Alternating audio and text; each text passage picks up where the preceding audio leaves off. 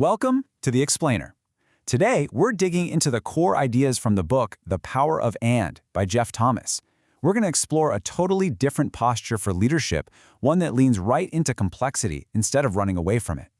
Okay, let's kick things off with this quote, because it really gets to the heart of a huge problem for so many leaders, this intense pressure to be certain. It creates this dangerous trap where we feel like we have to have all the answers, all the time, right now. And when leaders feel like they have to know everything, they stop leading and they start performing. And sure, that performance might give the team a little bit of reassurance in the moment, but underneath, it's creating these deep, long-term cracks in the very foundation of trust. It's like you win the moment, but you slowly start to lose the room. So, the big question is, how do you even know if you've fallen into this trap? Well, the book lays out some really clear warning signs. Think about it. Are your answers always super polished, but any feedback you get is kind of vague? Do people agree with you really fast in the meeting, but you just know they're having the real conversation the second you're gone? If you're the one leaving meetings feeling confident, but your whole team just files out in total silence, yeah, those are huge red flags. It's a sign you're probably performing instead of actually leading. Okay, so if performing is the problem, what's the alternative? How do we get out of this certainty trap? The book argues that the answer is actually pretty simple, but it's also incredibly profound. It's all about reclaiming the power of and. Now, what's so key here is that and is not about being wishy-washy or indecisive. It's not about compromise either. It's about attention. It's a really powerful form of presence, this willingness to just stay in the discomfort, in that messy middle, for long enough to let a better, more durable decision actually emerge. And this chart just lays it out so perfectly. You've got either or thinking on one side. Yeah, it's fast, it looks all decisive, but man, it's brittle. It can shatter really easily. Then you have and thinking. It's more complex, it requires patience, and instead of trying to resolve tension immediately, it holds it. And because of that, it's way more durable and strong in the long run. And look, this is not some brand new idea. It's a really profound concept that's been around forever. The poet Walt Whitman absolutely nailed it when he said this idea of embracing that we're complex, that we contain multitudes and contradictions, that is the very foundation of and leadership. Okay, so this all sounds great in theory, right? But how do you actually do it? How do you put it into practice?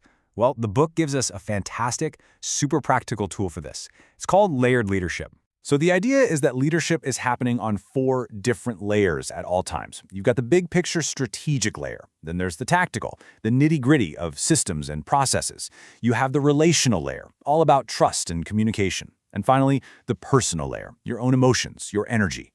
The real trick is that great leaders don't just pick one and stay there. They're constantly moving between these layers based on what the moment truly needs. And getting this wrong, well, it has real-world costs. The book tells this powerful story about a results-driven manager named Travis. So when a talented new developer, Syra, started missing deadlines, all he saw was a tactical problem. His solution? More pressure. Public critiques, shorter deadlines. He never once stopped to ask why.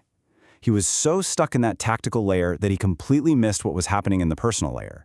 Syra was grieving the recent death of her father, and so she just quietly resigned. He lost a fantastic employee simply because he was leading from the wrong layer. All right, so if the layers tell us where we need to lead, the book gives us another great tool for how to lead, especially when you're navigating those really tough, high-stakes moments when you feel caught in the middle. It's called the A&D framework. The key thing to remember is that it's a posture, not some rigid formula. First, you acknowledge the tension. Just say it out loud. Then you name the core truths on both sides of the issue. And from there, and only from there, you design a path forward that actually respects that complexity. It's about finding clarity within the tension, not pretending it doesn't exist. Just consider the impact of this quote. Wow. It comes from a student named Maya. Her teacher, Mr. Bearden, had a super strict, no late work policy. But when he learned that Maya was living out of her car, he didn't just abandon the standard. He used and. He acknowledged her brutal reality, he named the tension between the policy and her situation, and then he designed a new path just for her. Years later, she wrote him this note. By holding both the standard and her situation with real compassion, he didn't break his rule. He broke the silence. So what's the ultimate payoff for leading this way? It goes so much deeper than just better outcomes. It's about the legacy you create. And that legacy is almost always built in the quiet moments, not the loud ones.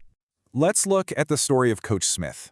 He is a perfect example of this in a moment that, would never make the school newsletter or get a round of applause. He just saw one of his players, Derek, completely withdrawn, sitting alone, and obviously struggling. But notice what Coach Smith didn't do. There was no quick fix, no lecture, no big motivational speech. He simply walked over, sat down next to Derek in the middle of a loud cafeteria, and just sat with him. For 10 quiet minutes. He just offered his presence. That's it. And that simple act of presence, meeting Derek right there in his personal struggle, it built a foundation of trust that no tactical solution or strategic plan ever could have. And this is where we see him operating on all 4 layers at once. He noticed the personal struggle just by looking at Derek's posture. He chose a relational action, building trust instead of confronting him. He offered a gentle, tactical nudge, a clear next step. And at a strategic level, he was playing the long game, helping a kid get his rhythm back.